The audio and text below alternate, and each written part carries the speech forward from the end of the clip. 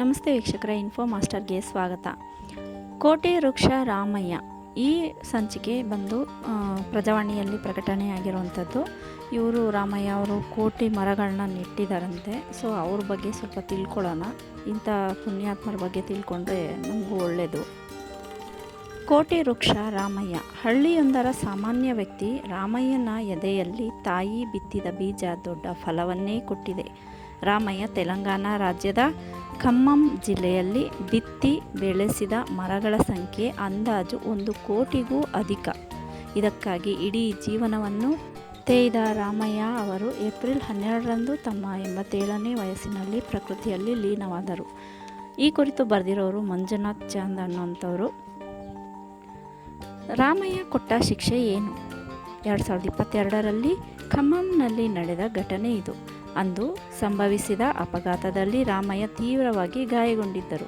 ಆ ಅಪಘಾತಕ್ಕೆ ಕಾರಣನಾದ ವ್ಯಕ್ತಿಯ ವಿರುದ್ಧ ದೂರು ದಾಖಲಿಸುವಂತೆ ಅವರನ್ನು ಒತ್ತಾಯಿಸಲಾಯಿತು. ಆದರೆ ರಾಮಯ್ಯ ಮಾಡಿದ್ದೇನು? ಆ ವ್ಯಕ್ತಿಗೆ 100 ಗಿಡಗಳನ್ನು ಕೊಟ್ಟು ಅವನ್ನು ಜೀವನವಿಡೀ ಕಾಪಾಡಿಕೊಂಡು ಬರುವಂತೆ ಹೇಳಿದರು. ದಾರಿಪಲ್ಲಿ ರಾಮಯ್ಯ, ವನಜೀವಿ ರಾಮಯ್ಯ, ಮರಗಳ ರಾಮಯ್ಯ ಎಂದೇ ಪ್ರಖ್ಯಾತರು. ತೆಲಂಗಾಣ ರಾಜ್ಯದ ಖಮ್ಮಂ ಜಿಲ್ಲೆಯ ರೆಡ್ಡಿಪಲ್ಲಿಯವರು.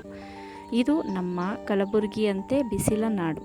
ಈ ನೆಲದ ತಾಪ ತಗ್ಗಿಸಬೇಕು ಎಂದು ಹೊರಟವರು ಸುಮಾರು 6 ದಶಕಗಳು ಬೀಜಗಳನ್ನು ಬಿತ್ತುತ್ತಾ ಗಿಡಗಳನ್ನು ನೆಡುತ್ತಾ ಹೋದರು. ತಮ್ಮ ಜೀವನವನ್ನೇ ಇದಕ್ಕಾಗಿ ಮುಡಿಪಿಟ್ಟರು. ಅವರು ಬಿತ್ತಿದ ಬೀಜಗಳು ಮರಗಳಾಗಿ ಬೆಳೆದವು. ದಾರಿಗುಂಟ ತಂಪು ಚೆಲ್ಲಿದವು. ಜನ ಅವುಗಳ ಅಡಿಯಲ್ಲಿ ದಣಿವಾರಿಸಿಕೊಂಡರು. ಪಕ್ಷಿಗಳ ಆಸರೆ ಪಡೆದವು. ಹಾಗೆಯೇ ಖಮ್ಮಂ ಜಿಲ್ಲೆಯ ಉದ್ದಗಲಕ್ಕೂ ಬೆಳೆದು ನಿಂತಿರುವ ಮರಗಳ ಸಂಖ್ಯೆ 1 ಕೋಟಿಗೂ ಅಧಿಕ. ಈ ಕಾರಣಕ್ಕಾಗಿ ಜನ ಅವರನ್ನು ಪ್ರೀತಿಯಿಂದ ಚೇಟ್ಲ ಮರ ರಾಮಯ್ಯ ಎಂದು ಕರೆಯುತ್ತಾರೆ.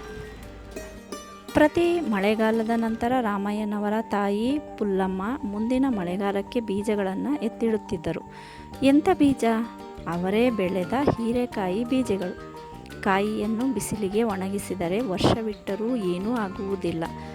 ಮತ್ತೆ ಮುಂಗಾರು ಬಂತೆಂದರೆ ಕಾಯಿ ಒಡೆದು ಬೀಜ ಬಿತ್ತಿದರೆ ಸಾಕು, ಹೊಸ ಜೀವ, ಹೊಸ ಫಲ. ಪ್ರತಿ ಹಳ್ಳಿಯ ಬಹುತೇಕ ಮನೆಗಳಲ್ಲಿ ಇಂತಹುದೊಂದು ರೂಢಿ ಇದ್ದೇ ಇರುತ್ತದೆ. ಆದರೆ ತಾಯಿ ಮಾಡುತ್ತಿದ್ದ ಈ ಬೀಜ ರಕ್ಷಣೆ ವಿಧಾನ ಸುಮಾರು 70 ವರ್ಷಗಳ ಹಿಂದೆಯೇ ರಾಮಯ್ಯನವರ ಮೇಲೆ ಗಾಢ ಪ್ರಭಾವ ಬೀರಿತ್ತು. ಎಷ್ಟರ ಮಟ್ಟಿಗೆ ಎಂದರೆ ಅದನ್ನು ತಮ್ಮ ಇಡೀ ಜೀವನಕ್ಕೆ ಅಳವಡಿಸಿಕೊಳ್ಳುವಷ್ಟು. ಚಂದನ, ಬೇವು, ಅರಳಿ, ಬಿಲ್ವ, ಕದಂಬದಂತಹ ಸ್ಥಳೀಯ ಗಿಡಗಳ ಬೀಜಗಳನ್ನು ಸಂಗ್ರಹಿಸುವ ಅಭ್ಯಾಸವು ಅವರಲ್ಲಿ ಬೇರೂರುವಂತೆ ಮಾಡಿದ್ದು ತಾಯಿಯೇ. ಬೀಜ ಬಿತ್ತುತ್ತಾ ಹೊರಟರು. ಅಲ್ಲಿಂದ ಶುರುವಾಯಿತು ಬೀಜ ಬಿತ್ತುವ ಮಹಾಯಜ್ಞ. ಪ್ರತಿ ವರ್ಷ ಮಳೆ ಸುರಿಯಲು ಶುರುವಾಯಿತು ಎಂದರೆ ರಾಮಯ್ಯ ಸೈಕಲ್ ಏರಿ ಹೊರಟು ಬಿಡುತ್ತಿದ್ದರು. ಸೈಕಲ್ಗೊಂದು ಚೀಲ, ಅದರ ತುಂಬ ಬಗೆ ಬಗೆಯ ಬೀಜಗಳು. ಅಂಗಿಯ ಕಿಸೆ ತುಂಬ ಬೀಜಗಳೇ. ಹಾದಿಗುಂಟ ಎಲ್ಲೆಲ್ಲಿ ಖಾಲಿ ಜಾಗ ಕಾಣಿಸುತ್ತದೋ ಅಲ್ಲಿ ಬೀಜಗಳನ್ನು ಬಿತ್ತಿ ಮುಂದೆ ಸಾಗುತ್ತಿದ್ದರು. ಆಸ್ಪತ್ರೆ, ಶಾಲೆ, ಗ್ರಂಥಾಲಯಗಳ ಆವರಣಗಳಲ್ಲಿ ಬೀಜಗಳನ್ನು ಬಿತ್ತುತ್ತಿದ್ದರು. ಒಂದಲ್ಲ ಎರಡಲ್ಲ ಮೈಲುಗಟ್ಟಲೆ ಸೈಕಲ್ನಲ್ಲಿ ಹೀಗೆ ಸಾಗುತ್ತಲೇ ಇರುತ್ತಿದ್ದರು, ತಮ್ಮ ಬೀಜದ ಕೋಠಿ ಖಾಲಿಯಾಗುವ ತನಕ.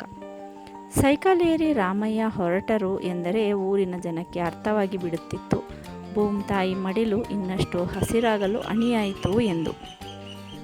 ವಿಕಾಸದ ಅದ್ಭುತ ಜೀವಶಕ್ತಿ ಪುಟ್ಟ ಬೀಜದಲ್ಲಿದೆ. ತಂಪಾದ ಮಣ್ಣಿನಲ್ಲಿ ಅವಿತ ಬೀಜ ಮೊಳಕೆಯೊಡೆದು ಮರವಾಗಿ ತನ್ನೊಳಗಿನ ಪ್ರಪಂಚವನ್ನು ಮನುಕುಲಕ್ಕೆ ತೋರಿಸುತ್ತದೆ ಎನ್ನುತ್ತಿದ್ದರು ರಾಮಯ್ಯ. ವಿಕಾಸವಾದದ ಅರಿವಿದ್ದರೂ ಮನುಷ್ಯ ಅರಿವುಗೇಡಿಯಂತೆ ವರ್ತಿಸುತ್ತಾನೆ ಎಂಬ ಬೇಸರ ಅವರಲ್ಲಿತ್ತು. ದಾರಿಗುಂಟ ಗಿಡಗಳನ್ನು ನೆಡಲು ಜೇಬು ತುಂಬ ಹಣವಿರಬೇಕಿಲ್ಲ, ಬೇಕಿರುವುದು ಇಚ್ಛಾಶಕ್ತಿಯಷ್ಟೇ. ಒಬ್ಬ ಶಾಸಕನಾದವನು, ಸಂಸದನಾದವನು ತನ್ನ ಕ್ಷೇತ್ರದಲ್ಲಿ ಇಂತಹ ಕೆಲಸ ಮಾಡುವುದಿಲ್ಲ. ಅದಕ್ಕೆ ಒಬ್ಬ ರಾಮಯ್ಯನೇ ಬೇಕಿತ್ತು ಎಂಬುದು ಸತ್ಯ. ಅದನ್ನವರು ಅಕ್ಷರಶಃ ಜಾರಿಗೆ ತಂದಿದ್ದರು. ಮೈಲುಗಟ್ಟಲೆ ಸೈಕಲ್ ತುಳಿದು ಬೀಜಗಳನ್ನು ಬಿತ್ತಿದರಷ್ಟೇ ಸಾಕೆ? ಅವು ಬೆಳೆದು ಮರಗಳಾಗುವುದು ಬೇಡವೇ? ನಿಜ. ಆ ಕೆಲಸವನ್ನು ರಾಮಯ್ಯ ಶಿಸ್ತುಬದ್ಧವಾಗಿ ಮಾಡಿದ್ದೇ ಅವು ಬೆಳೆದು ನಿಂತಿವೆ. ಅವರ ಆಸಕ್ತಿ ಇಷ್ಟಕ್ಕೆ ನಿಂತಿರಲಿಲ್ಲ. ಮರಗಳ ಬಗ್ಗೆ ಮಾಹಿತಿ ಸಿಗುವ ಪುಸ್ತಕಗಳನ್ನೆಲ್ಲ ಸಂಗ್ರಹ ಮಾಡುತ್ತಿದ್ದರು.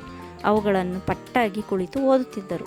ಎಂಥ ಬೀಜಗಳನ್ನು ಬಿತ್ತಬೇಕು, ಎಂಥ ಗಿಡಗಳನ್ನು ನೆಡಬೇಕು ಎಂಬುದರ ಪೂರ್ಣ ಅರಿವು ಅವರಿಗಿತ್ತು.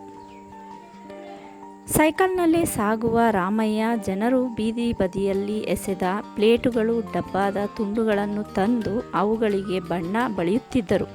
ಅವುಗಳ ಮೇಲೆ ತೆಲುಗಿನಲ್ಲಿ ವೃಕ್ಷೋ ರಕ್ಷತಿ ರಕ್ಷಿತಃ ಎಂದು ಘೋಷಣೆ ಬರೆಯುತ್ತಿದ್ದರು. ಮತ್ತೆ ಆ ಫಲಕಗಳನ್ನು ಹಳ್ಳಿಯ ಮರಗಳಿಗೆ ನೇತು ಹಾಕುತ್ತಿದ್ದರು. ಒಬ್ಬ ಬೂದಿ ಬಡುಕ ಸ್ವಾಮೀಜಿಯನ್ನು ನಂಬುತ್ತೀರಿ, ಕಾಕಿ ತೊಟ್ಟ ಪೊಲೀಸರನ್ನು ನಂಬುತ್ತೀರಿ, ಹಸಿರು ಶಾಲು ಸುತ್ತಿಕೊಂಡ ನನ್ನ ಮಾತನ್ನೇಕೆ ಕೇಳುವುದಿಲ್ಲ ಎಂದು ರಾಮಯ್ಯ ತಮ್ಮ ಟೀಕಾಕಾರರ ಬಾಯಿ ಮುಚ್ಚಿಸುತ್ತಿದ್ದರು. ಅನೇಕ ಸಂದರ್ಭಗಳಲ್ಲಿ ಫಲಕವೊಂದನ್ನು ತಮ್ಮ ತಲೆಗೆ ಕಿರೀಟದಂತೆ ಧರಿಸುತ್ತಿದ್ದ ಅವರು, ನಾನು ವಿಶ್ವಸುಂದರಿ ರೀತಿ ಕಾಣಿಸುವುದಿಲ್ಲವೇ, ಇದು ನನ್ನ ಅಸ್ತಿತ್ವ, ಇದೇ ನನ್ನ ರೂಪ ಎನ್ನುತ್ತಿದ್ದರು. ಪ್ರತಿ ಮಳೆಗಾಲಕ್ಕೂ ಮುನ್ನ ಮಕ್ಕಳಿಗೆ ತಮ್ಮ ಸಂಗ್ರಹದಲ್ಲಿದ್ದ ಬೀಜಗಳನ್ನು, ಗಿಡಗಳನ್ನು ವಿತರಿಸುತ್ತಾ ಈ ಭೂಮ್ತಾಯಿಯನ್ನು ರಕ್ಷಿಸಿ ಅನ್ನುತ್ತಿದ್ದರು. ತೆಲಂಗಾಣದ ಹಸಿರು ಕ್ರಾಂತಿಯ ಹರಿಕಾರ ಎಂದೇ ಜನಜನಿತರಾಗಿದ್ದ ಅವರಿಗೆ 2017ರಲ್ಲಿ ಕೇಂದ್ರ ಸರ್ಕಾರ ಪದ್ಮಶ್ರೀ ಪುರಸ್ಕಾರ ನೀಡಿ ಗೌರವಿಸಿತ್ತು. ರಾಮಯ್ಯ ಸಾಮಾಜಿಕ ಅರಣ್ಯೀಕರಣದ ಬಗ್ಗೆ ಜನರಲ್ಲಿ ಜಾಗೃತಿ ಮೂಡಿಸಿದರು. ಅವರು ತೆಲಂಗಾಣದ ಅನೇಕ ಗ್ರಾಮಗಳಿಗೆ ಭೇಟಿ ನೀಡಿ ಜನರ ಕೈಗೆ ಗಿಡಗಳನ್ನು ಹಸ್ತಾಂತರಿಸಿ ಅದರ ಮಹತ್ವವನ್ನು ತಿಳಿಸುತ್ತಿದ್ದರು. ತೆಲಂಗಾಣ ಸರ್ಕಾರ 6ನೇ ತರಗತಿಯ ಸಮಾಜ ಪಠ್ಯ ಪುಸ್ತಕದಲ್ಲಿ ಅವರ ಜೀವನಯಾನದ ಅಧ್ಯಾಯವನ್ನು ಸೇರಿಸಿದೆ.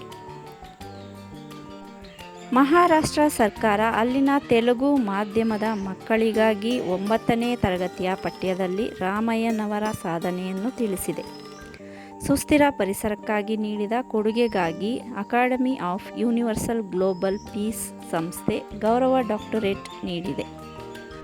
ವನಜೀವಿ ರಾಮಯ್ಯ ತೆಲಂಗಾಣಕ್ಕೆ ಸೀಮಿತ ಎಂದರೆ ತಪ್ಪಾದೀತು. ಅವರ ಜೀವನ ಈ ಧರೆಯ ಮೇಲಿರುವ ಪ್ರತಿಯೊಬ್ಬರಿಗೂ ಸ್ಫೂರ್ತಿ.